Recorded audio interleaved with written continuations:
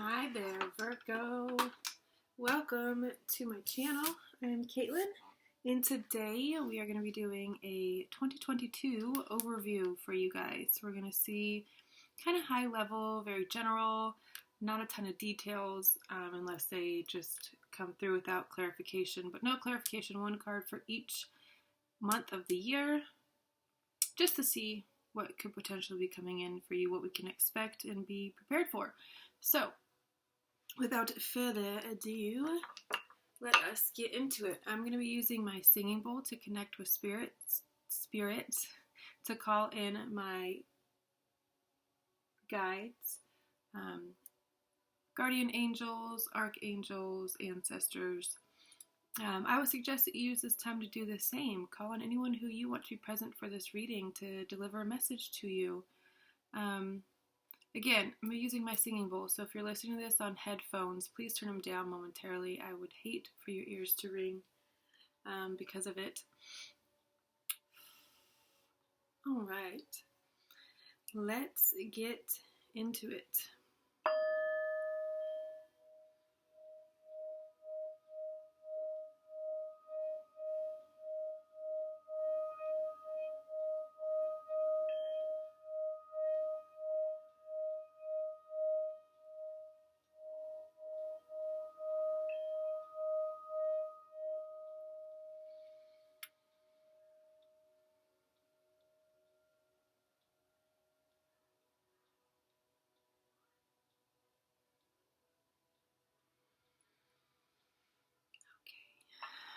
Ooh-wee. Thank you all so much for doing that with me. It makes a world of difference, if you ask me. All right, let's see, Virgo, what we got going on for you guys. 12 cards for Virgo, please, Spirit. What are the major themes for them this year? One card for each month of the year, please, Spirit.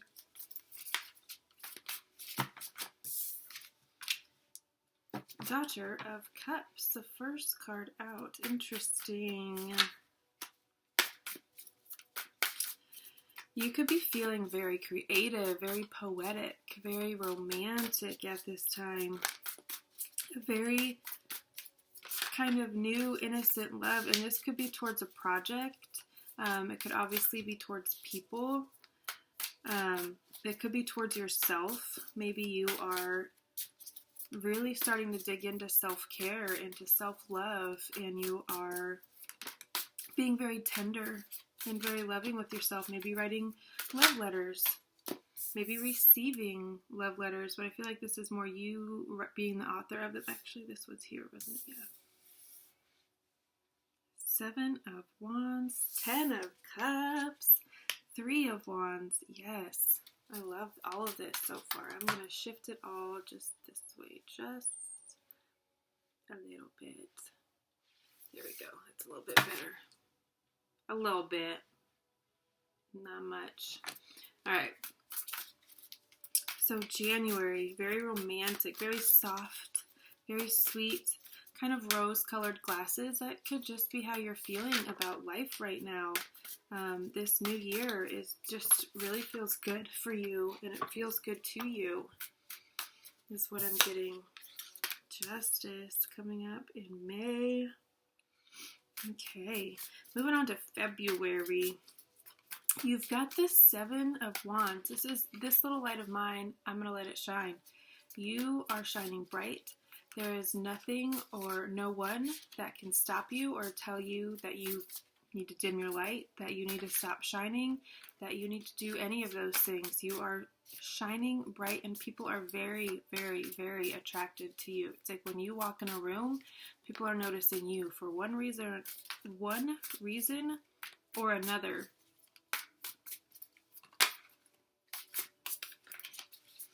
You're getting noticed. It's kind of like everyone else is falling away, and there stands Virgo, shining bright, right in the middle, ready to tell their story, ready to share their experience, ready to take on the world. I just see you setting shit ablaze. February especially. So much so, I feel like it's giving you a really big boost of confidence too. If you've always been kind of like the quiet one, the one that is a little bit passive, maybe just kind of letting life happen to you, I feel like this year you kind of have a new perspective, and maybe you're really taking charge and making life happen for you because of you, in a response to you, instead of just kind of like an apathetic feeling of meh. You know what I mean? I really feel like you're taking charge. You're doing things that you want to do that make you happy. Happy, right? Like ultimate happiness. In March, we have like these, I feel like these two, kind of a culmination of you gaining confidence, you kind of gaining momentum in something, and then in March, you are glowing and radiating love and positive energy. You are a magnet for it. It's like all reciprocal energy. All of these cups are equally pouring into and getting back from. It's like, it's not one-sided. This is in all facets of your life. Family, friends, business, love, home, finances, all of it.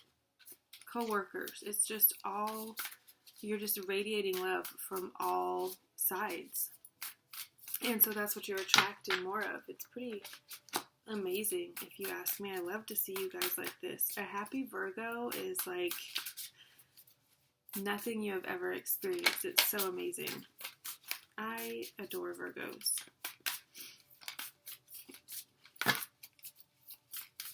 All right, and then April, the Three of Wands. This is an energy of you really focusing on your future, on your vision, on your plans, on what you want, what you see for your life. Kind of, if you've ever listened to Abraham Hicks, Esther and Jerry Hicks, they talk about the vortex and like what is in your vortex. I feel like you were really exploring what's in there, spending time in there, kind of redefining. Maybe you've had some things in there for a while that are outdated, and it's not really in alignment with this new, inspiring version of yourself. It could be your old goals, your old vortex in there. And so I feel like in April, you're really going to be sifting and sorting. That's another term that they use, through experiences and having a very clear vision of what you want for your future. And not only having the vision, but I feel like you could be coming up with a business plan. You could be not just coming up with, but writing a business plan, really putting solid plans for this future that you see for yourself together. So it's not just envisioning it, it's also planning it and having a really solid, firm footing, very grounded in this energy, in this future plans energy.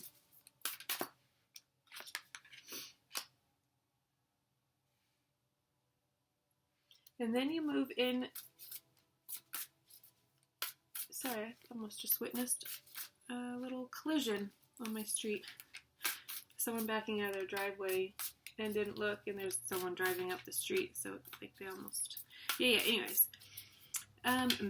May. Justice. You're receiving karmic justice for something. It's coming into balance. It is setting itself right. This could be literal justice.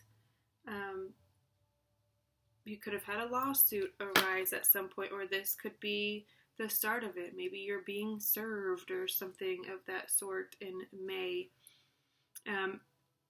But if it's not literal litigation and lawsuits and all that stuff, something with the justice system, it could very well mean karma is balancing itself out. Someone is receiving their karma. If this is you, and you know that you've been putting really good things out to the world, you treat people with respect in the way that you want to be, all of these things, the way you want to be treated, all of these things, and that's what you're going to be receiving back. If you've been shooting on people to get to where you are, if you've been treating them poorly, I mean, that's what you're going to get back, right? If someone shitted I don't know a better word for it than that, on you, and you felt like they kind of got away with it. Like, why were they able to do XYZ and just get away with it, and they're thriving? And that's not fair. I don't like that saying, but that could be a situation. But in May, they will be getting their justice, whether you notice it or not. Let me take that back. You will notice it on your end, because it will cut the good stuff, everything that you've been putting out. And I feel like it's all really, really good energy is going to be coming back to you as soon as they kind of receive their end of the stick. You're going to be receiving yours as well. Karma's definitely balancing itself out. This is a card of Libra, which is, again, balance. It's all about finding the balance as well. So in May, that could be your focus. Maybe you got these first 4 months of the year, you were very inspired and you were kind of like really focused on one thing, and you let other things kind of fall off a little bit. And maybe in May you're refocusing.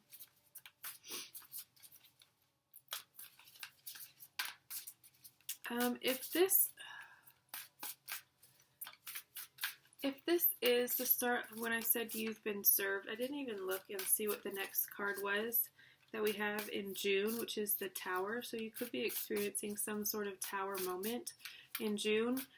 This, again, if this has to do with maybe you did get served in May, and then in June,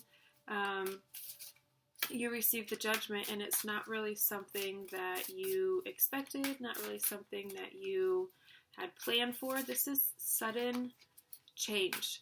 And this doesn't always have to be a terrible, scary, ominous thing, change, right? But it typically represents something in your life crumbled or took a hit and fell apart because it wasn't solid to begin with. So if in June you experience some sort of upheaval, I don't even know. It could be any multitude of things, and I don't really want to start listing them off and putting ideas into your guys' head. But in June, I would say just be aware that something could be changing. And it's changing for the better. It's always for the better. It's always in your favor. The universe is always working for you, through you. Okay, well, there's our last. I only need two, actually, so these two.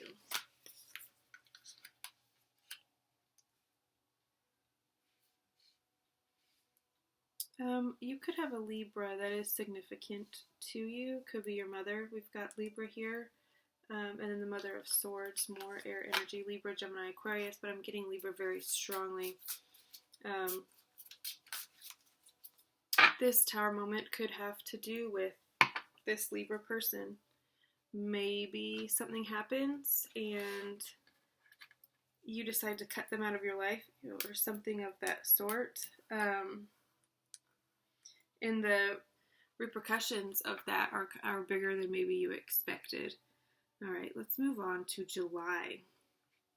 In July, we have teamwork makes the dream work. You could be building a team of people. If you have your own business, you could be hiring, you could be an assistant, any number of things to help support you and help support your vision. This is having enough resources, funds, time, people, technology, all of the resources to build your dream.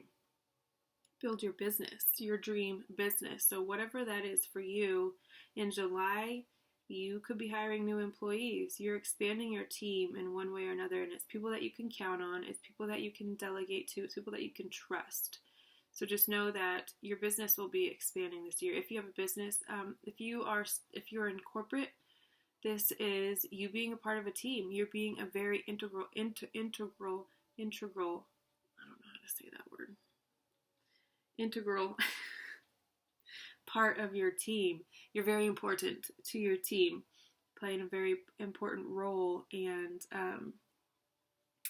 people could be looking to you as a valued member of this team. I'm going to keep saying that word because that's the huge theme. Team. Go team. That's why you're a part of the team.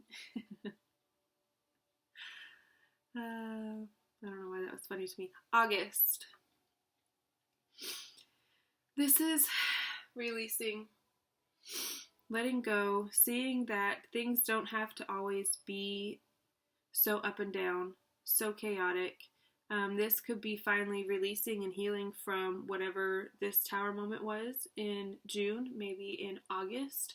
You process it and you move on from it and you realize what I just said, that it's for your highest good. It is only for the betterment of you, not to the detriment of you. In the moment, it could feel detrimental.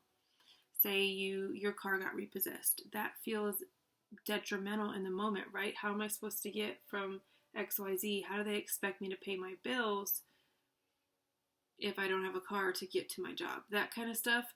But then it's like later down the road, shortly down the road, you're blessed with an even better vehicle that meets your needs even better than the last one, right? And the payments are lower, or you pay for it in cash, or it's gifted to you, you know, those kinds of things that it's like, in hindsight, okay, yeah, that was for the best. That was to get me to this point where I'm at today.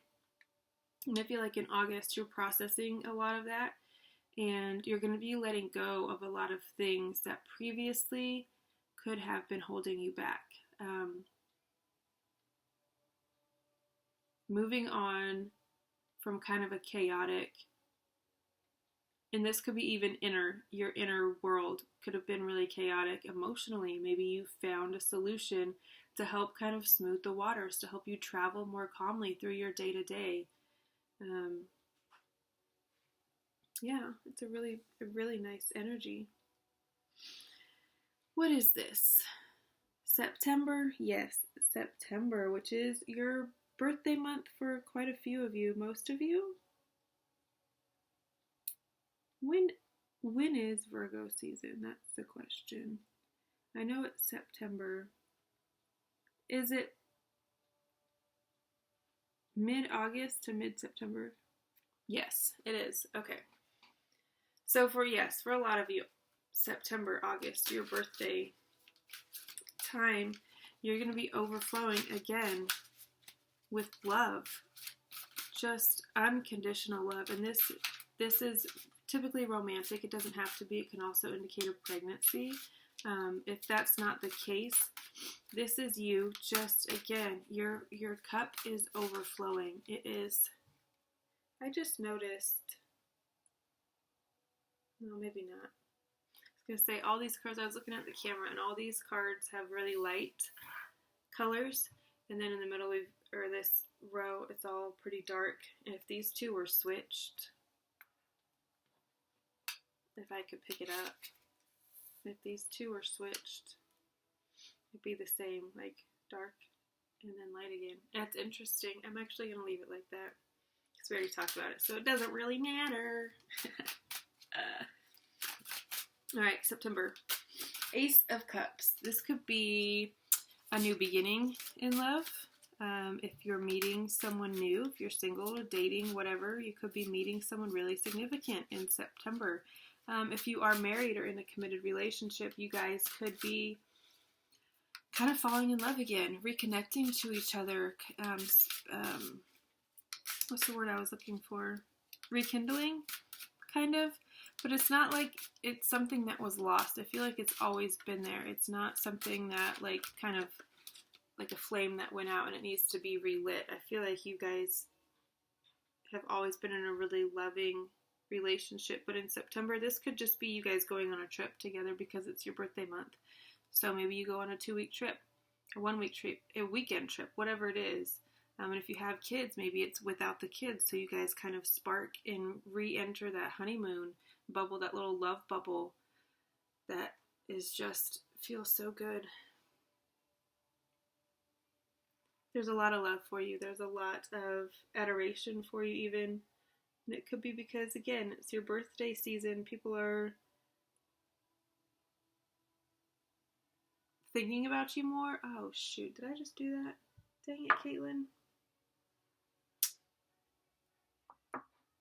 I was trying to pour the wax off of my candle,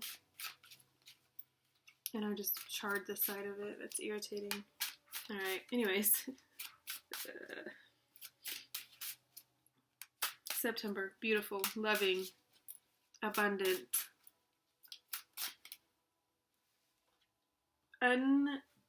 unconditional. Whoa. That was weird. There we go. Sorry, my phone is over here doing weird things. Alright. October. Son of Pentacles. It's interesting energy that I'm getting from this card. This could be an offer from someone. Maybe you applied for a loan and it's being approved. I'm seeing an offer of money, but it was very slow moving. Like this could have been something that you applied for like last year, something that you put your name in for, a contest you entered even, I'm hearing. And it's like you didn't think, like, is this even a thing anymore? Are they ever gonna, or you could have like forgot about it. It was so long ago. But this is a significant offer. It's a very well thought out offer as well. If this is coming from a person, someone may say that wants to invest in you, in your business. It's a very well thought out. They put a lot of time and they put a lot of effort and they put a lot of energy into making this decision. So you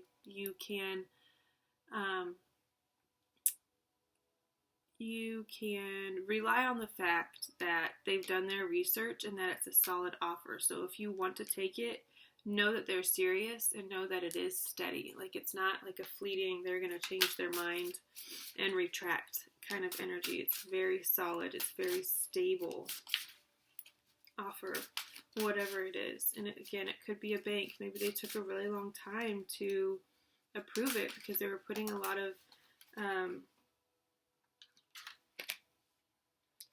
they're just putting a lot of time and thought into it. All right, November. Wheel of Fortune. There's a really big shift that's going to come, and it could be because we will be approaching the end of another year. It'll be towards the end of 2022, so maybe you are reevaluating things, you're seeing things from different perspectives, changing habits even, and that's shifting something. And this is something that is your destiny, could be coming into contact with you in November as well. Something that was planned before you decided to incarnate here on Earth, something that was on your timeline that you said, this is something that I want to happen. No matter how I get there, how long it takes me to get there, no matter what it is, I'm going to get there. This is one of those events, one of those fateful, kind of serendipitous events where you're in the right place at the right time and you run into someone who, I don't know, turns out to be your life partner, your business partner, your best friend, something of that sort, where it just feels like, wow, this was fate. This was meant to happen. It's one of those it's going to be really significant for you though, enough that it's presenting as the major energy for November. It's going to be very significant. It could be the most significant thing to happen to you this entire year, actually. And then we end the year, the Mother of Swords.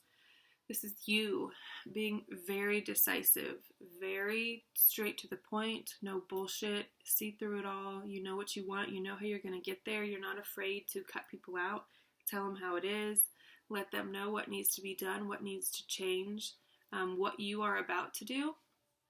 Very straightforward and to the point. Like I said earlier, it's air energy. I'm getting Libra very strong. That could be in your chart predominantly. But you're presenting towards the end of this year as very air energy, very thoughtful, experienced. I